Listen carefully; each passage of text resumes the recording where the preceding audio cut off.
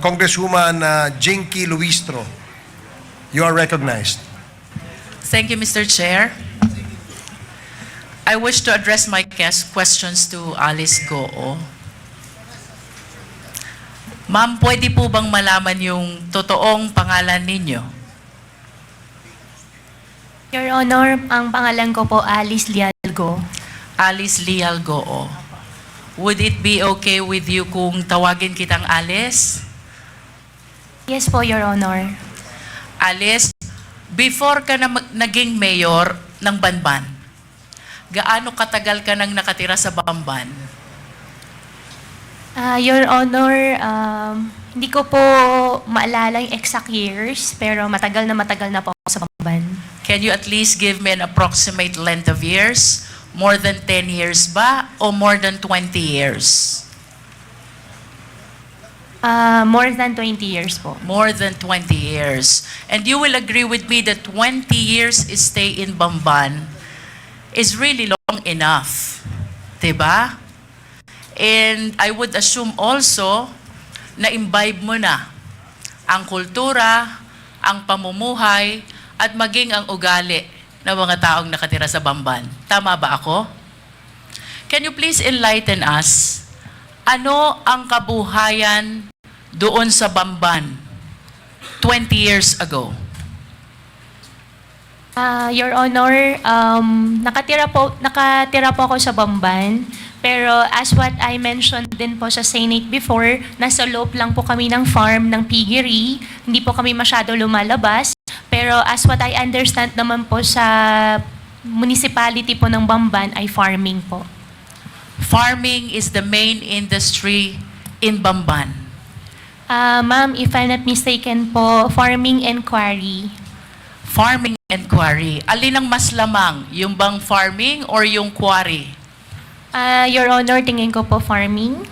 Kasi And marami pong farmers. mas marami ang farmers kesa sa mga quarry workers. Tama ba? Yes po, ma'am. That was 20 years ago. Now let's move a little forward. 10 years ago, kumusta ang buhay sa Bamban? I believe 10 years ago, ganun pa rin po, Your Ganun Honor. pa rin. Opo. So would you agree with me if I would say, kung anong buhay ng mga taga-Bamban 20 years ago, ganun pa rin ang buhay nila 10 years ago?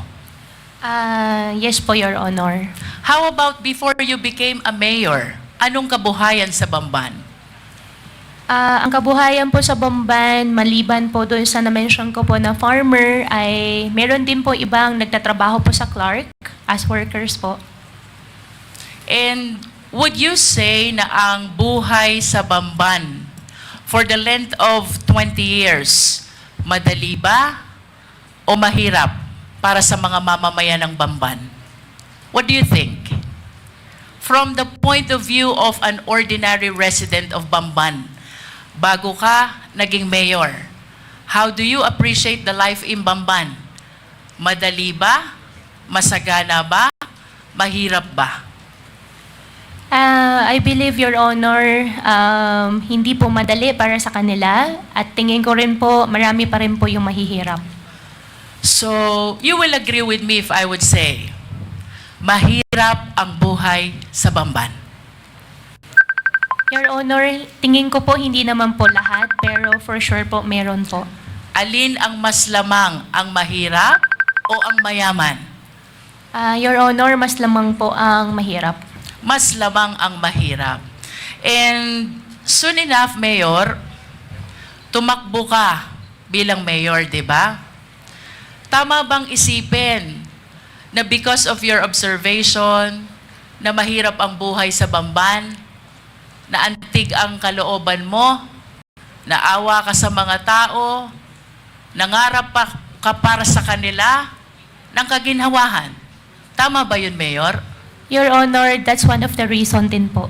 So you confirm na ang dahilan kung bakit tumakbo kang mayor, gusto mong paunlarin ang mga tao sa Bamban. Your Honor, that's one of the reason po, opo.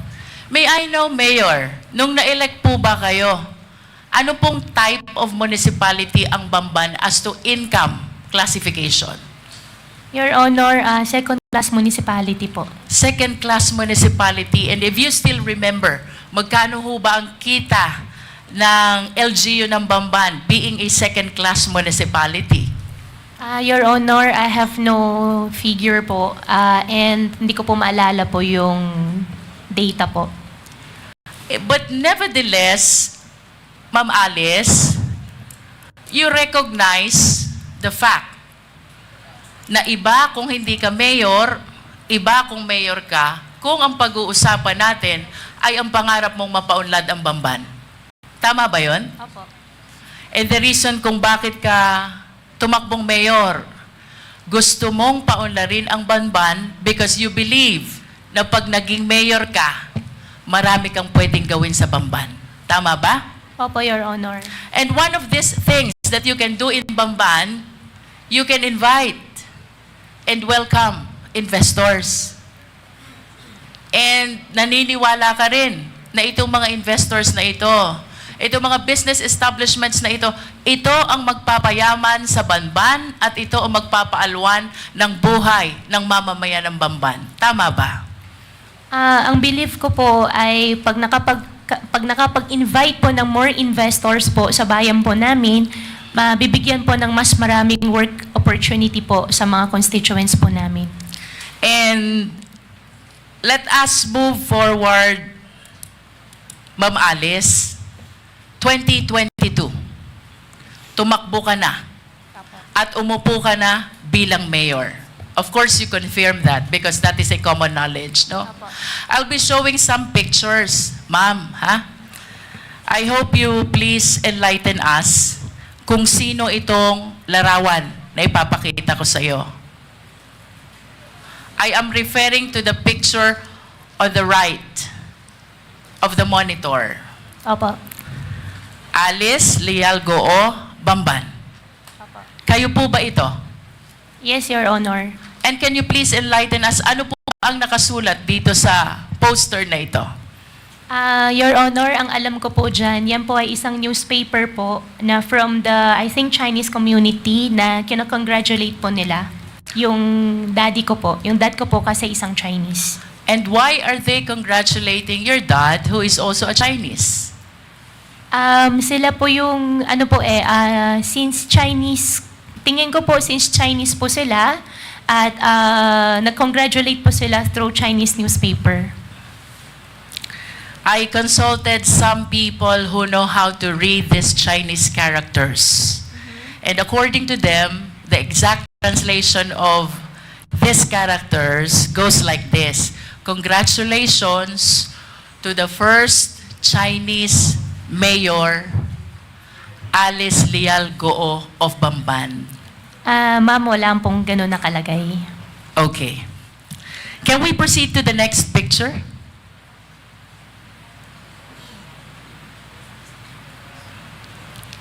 Can you please enlighten us who is in this picture? Ma'am, for that question po, I think I cannot answer. I invoke my right against self-incrimination since may pending case po sa akin about the citizenship. About the citizenship. But would you agree with me if I would say, kamukha mo yung nasa picture? Ma'am, I will not confirm po. Let us proceed to the third picture.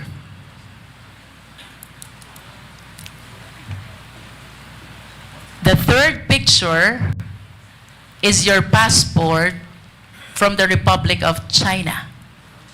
Do you confirm this? Ma'am, I'm not confirming it. I have 8 pending cases on the court. I invoke my right against self-incrimination po, ma'am. Sorry po. Nonetheless, Mr. Chair, I wish to manifest that the third picture is the picture of the passport of Alice Goo, issued by Chinese government, where the name of her mother, Lin Wenyi, is indicated, and she is described as the dependent of a holder of special investor resident visa. The mother is even described as from Fujian province. And I wish to go back to the first picture. Miss Alice Goo was described described also as from Fujian province.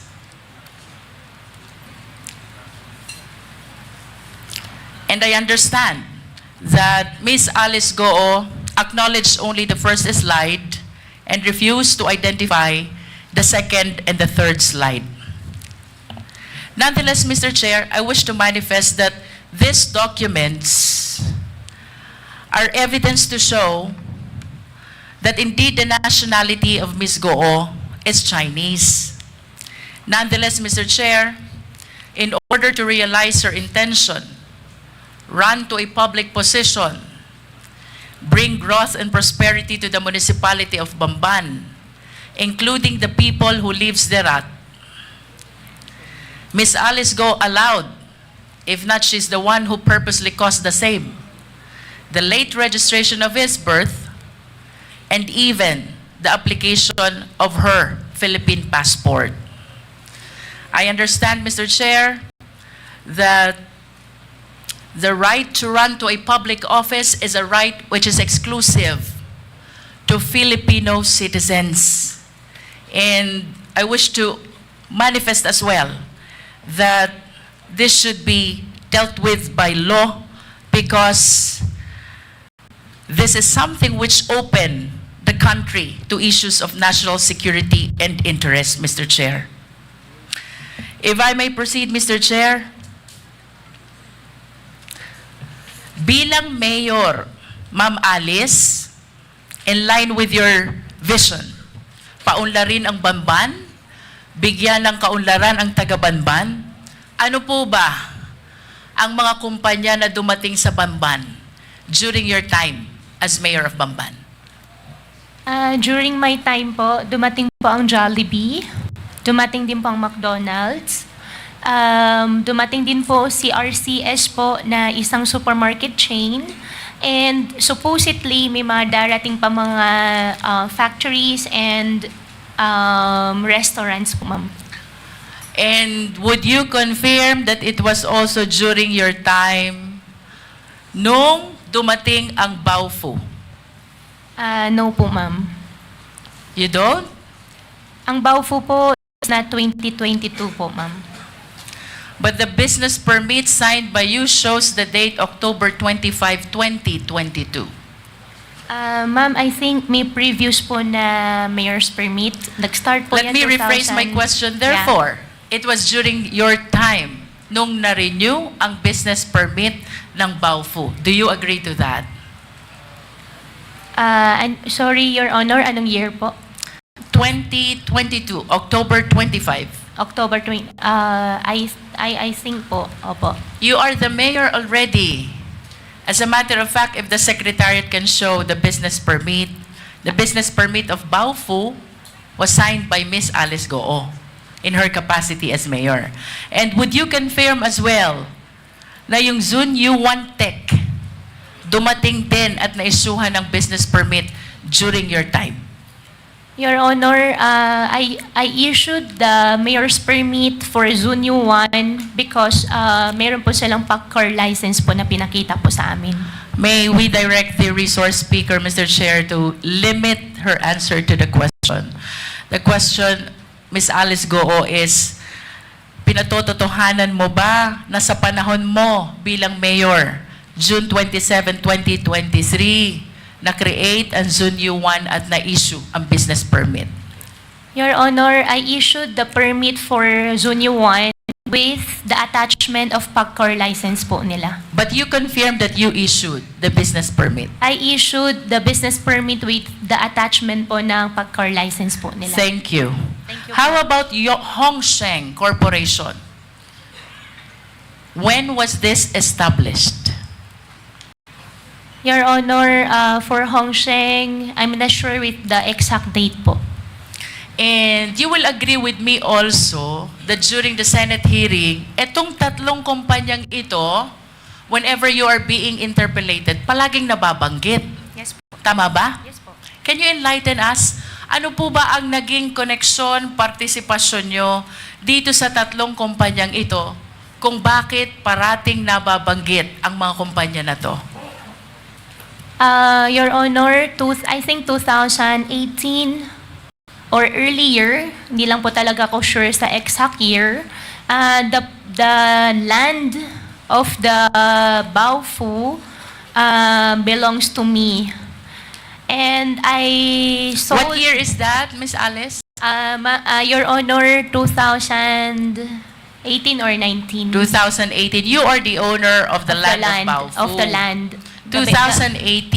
Yeah, 18 or 19. You are not yet the mayor. I'm not yet mayor. Okay. And 2021, I divest the entire property to the corporation po. And can you please cite the exact date when you divested yourself of your interest in Baofu?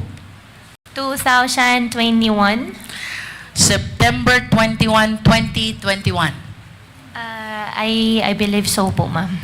And that is 7 days before you filed your certificate of candidacy for mayor of Bamban. Okay. What therefore is the significance of your ownership of this land with respect to Baofu, Hongsheng, and Sunyuan? Ano pong kahalagahan ng pag-aari nyo? Your Honor, after year 2021, I owned the land before year 2021. After year 2021, wala na po ako pag-aari. Hongsheng, I don't belong. Zunyuan, I don't belong din po. What therefore is the connection of Baofu with Hongsheng?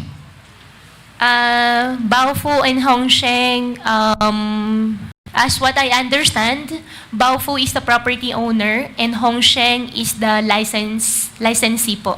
How about Baofu and Zunyuan? Baofu and Zuanyuan, I think, if I'm not mistaken, the documents they showed us is Zunyuan leased the partial, I think, 3 floors of Baofu. I think we have the contract of it. In other words, Ms. Alice, even the buildings which are erected on the lands are owned by Baofu? Tama ba yun? Your Honor, I think I'm not the right person to answer, but as what I understand po, from the documents we get from Zunyo 1 before, yes po. You mentioned earlier, sometime in 2018 to 2019, ikaw ang may-ari ng lupa. Yes, ma'am. Then sometime thereafter, nilipat mo sa Baofu. We form a company. Ang pinaka-share ko is the property. Ang usapan po namin What is the name of the company? Baofu. Baofu. Yeah. And when the initial plan was housing. However, nung ang usapan ay maglalabas na ako ng in cash, initial agreement was only the property, ang pinaka-share ko. And nung usapan ay maglalabas na ako ng pera, hindi na po ako pumayag, I divested already. And Okay. after that po, hindi ko na po alam. Matagal ka ng negosyante, Alice, tama ba? Your Honor, yes po. And I wish to share the list of the companies owned by GOO family. Secretariat, please. As a matter of fact, based on my research, your family owned 11 out of 12 listed companies, no? The significant observation, Miss Alice, ang may-ari nung 11, lahat family members. And I would assume na mas komportable ka na ang kanegosyo mo ay family member. Tama ba yon? Your Honor, yung nakita ko po sa harapan ko po, hindi po lahat sa akin. And then, or sa But your amin. name is listed. Yeah, yung isa po dyan ay yung 1, 2, 3. Yung iba po dyan ay hindi po nag-operate, hindi po natuloy yung mismong company. Nevertheless, would you confirm that majority of these companies, your name is listed as one of the owners? Yes, Your Honor. And the names of your family members are likewise listed as one of the owners. Do you confirm? Yes, Your Honor. In other words, Miss Alice, sa usapang negosyo, naniniwala ka na dapat ang kasama sa negosyo kilala mo? Yes, Your Honor. Naniniwala ka din na dapat ang kasama sa negosyo, pinagtitiwalaan mo. Yes, Your Honor. At bago magkaroon ng tiwala, dapat kilala muna. Tama? Yes, Your Honor. And you will refuse to join any business dealings or business venture kung hindi mo kilala ang mga taong kasama mo. Tama ba? Yes, Your Honor. As a matter of fact, very significant itong list of companies na to. Ayaw mo nang hindi mo kilala because most of the incorporators are family members. Do you agree? Hindi naman po sa ayaw ko. Most, at least. Okay. Most. Di ba? Ang maliwanag, Alice, hindi ka sasama sa negosyo kung hindi mo kilala at hindi ka nagtitiwala sa taong kasama mo. Yes po. Correct. Now, I wish to invite your attention to the Articles of Incorporation of Baofu. Secretariat, kindly flash.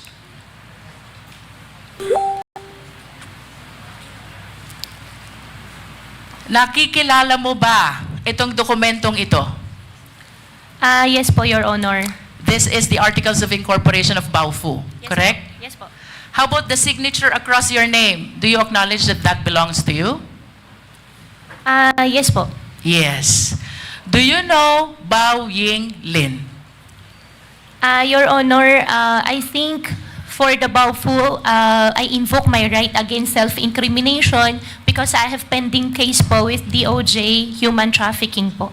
Pero kanina lang, ang sabi mo, Miss Alice, you will not join any business venture unless kilala mo at pinagtitiwalaan mo ang mga tao na fellow incorporators mo. Tama? Do you still confirm that? I confirm that, Your Honor. And That is enough, Miss Alice. yes, Now and- let us proceed to the next incorporator. Please flash the Articles of Incorporation, please. Do you know Ru Jin Zhang? I invoke my right against self-incrimination po, Your Honor. But again, I have pending wish case to po. remind you, Miss Alice, of your earlier statement. Ang sabi mo, hindi ka sasama sa isang negosyo kung hindi mo kilala at pinagtitiwalaan ang mga fellow incorporators mo. Your Honor, since may pending case po. I understand. Opo. Now let us proceed to the third incorporator, Zhang Wang. Do you know him? I invoke my right po ulit, Your Honor. For the information of the committee, Mr. Chair, ito pong si Bao Ying Lin, fellow incorporator ni Alice Goo sa Baofu Corporation, is convicted of 3 billion Singaporean dollar money laundering. And this after she made the statement na hindi siya sasama sa isang negosyo kung hindi niya kilala at pinagtitiwalaan ang mga kasama niya. With respect to Ru Jin Zhang, Mr. Chair, he is likewise convicted of 3 billion Singaporean dollar money laundering. Again, this is after her statement na hindi siya sasama sa isang negosyo kung hindi niya kilala at pinagtitiwalaan ang kasama niya. The third incorporator, Zhang Wang, Mr. Chair, used to be with Hong Sheng Corporation, whom after the 2023 raid was charged of the crime of cyber crimes. Again, this is after the statement of Miss Alice Goo na hindi siya sasama sa isang hanap buhay kung hindi niya kilala at pinagtitiwalaan ang mga taong kasama niya. I wish to manifest, Mr. Chair, that this representation humbly submit that Miss Alice Goo purposely ran for public office in spite of her knowledge that she is not qualified, she being a Chinese national, to be able to welcome business establishments which she believes will bring growth and prosperity to the people of Banban. And this business establishments includes Hong Sheng, a POGO operator, and Yun Zuwan, also a POGO operator. As a matter of fact, Mr. Chair, dito po sa location ng dalawang company na to, which lease the property of Baofu, with whom Ms. Alice transferred her land in exchange of shareholdings sometime in 2021 while maintaining control of the same after the same date. Dito po nahuli ang maraming Chinese nationals who are now charged of the cases of money laundering and even qualified human trafficking, Mr. Chair. Your Honor, if I may, just a short interjection. Para lang matanong ko lang si Miss Alice Go. Yung bang mga nabanggit na mga pangalan ni Congresswoman Luistro, si Ziyang Wang, si Rujin Zhang, at saka si Baiyong Lin, did you say nakakilala mo sila? Mr. Chair, ang kakilala ko po dyan talaga si Wang Ziyang. Si Wang Ziyang. So is this the same Wang Ziyang na nabanggit ni Congresswoman Luistro na na-convict sa money laundering? As a cybercrime? Siya ba yun? Mr. Chair, hindi ko po alam na nakasuhan po siya ng cybercrime. Okay. So, ito ba sila ay galing sa isang probinsya sa China? Mr. Chair, nakilala ko po si Wang Ziyang sa Clark. Sa Clark? Opo. But you know, mga galing sila sa China. Yung dalawa po hindi ko po kilala. Okay, sige. Thank you. You may proceed, Congresswoman Luistro. There are speculations, Ms. Alice, na itong Hongsheng, ang Baofu, Zunyuan, and you are one and the same. Do you agree? Totally not agree. Totally not. Listen to this. September 16, 2020, you signed the application in the Sangguniang Bayan of Bamban in behalf of Hongsheng, applying for franchise, license, and permit. Your Honor, I did not sign any documents po. You did not I sign. did not sign. However, nakalagay po yung pangalan ko po dyan as representative, but I did not sign any documents po. Would you know kung sino ang naglagay ng pangalan mo? Your Honor, I have no idea. You have no idea. Next, Ms. Alice, February 11, 2021, you executed a lease. Perhaps this is over the property of Baofu with Hongsheng, and during that time, Hongsheng is represented by Telma Laranan. Do you confirm this? Your Honor, regarding Baofu, I invoked my right against self-incrimination po. Third, Ms. Alice, early 2023, Hongsheng was raided because of cybercrime. And one of your fellow incorporators in Baofu, which kanina sabi mo, doon mo transfer yung lupa mo sa Bamban. One of your fellow incorporators, Zhang Wang, nakasuhan ng cybercrime. Do you confirm this? Your Honor, hindi ko kinoconfirm. I have no idea nakasuhan po siya ng cyber. And after ma-raid itong Hongsheng, Zunyuan Technology applied for a business permit on the same address, on the same location. You were the mayor, you issued the permit. Do you confirm? Ma'am, I issued the permit with the attachment of PAGCAR license. I understand. But what is apparent, Mr. Chair, well, there is a document where Alice Goo is described as representative of Hongsheng back in September 16, 2020. This is the first POGO operator. It was followed by a contract of lease signed by Alice Goo with Hongsheng. And then this was followed by the raid of Hongsheng, which was replaced by Zunyuan, which Alice Goo provided a business permit in her capacity as a mayor. I wish to share to the committee the doctrine of piercing the veil of corporate entity, because it is very clear, Mr. Chair, Hongsheng, Alice Goo, Baofu, and Zunyuan are one and the same. Mr. Chair, I'm about to wind up, but I have few questions left. can we please show the last slide of two personalities with last name Yang? Secretariat, please.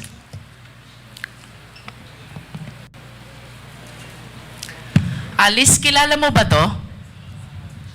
Your Honor, hindi po. Can we flash the next picture? How about this picture? Your Honor, hindi po. Hindi ko rin po nakita, hindi ko po siya kilala. The first picture is Michael Yang. The second picture is Hong Jang Yang. My question for you, bakit may joint account si Hong Jang Yang, kapatid ni Michael Yang, at si Yu Zeng Kan, na manager ng Hong Sheng? Your Honor, hindi ko po alam yon. To wind up, Mr. Chair, I wish to make a very short manifestation. This representation might sound repetitive already, but it is apparent that this long chain of perpetration of the crime started with the abuse in the late registration of birth.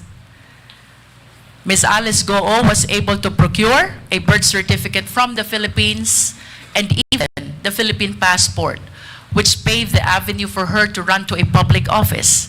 I urge the House, let us strengthen our rules, because if the loose rules on Filipino citizenship, including the rights attached to it, which must be exclusive to Filipino nationals, then we will be at the behest of the perpetrators of illegal activity.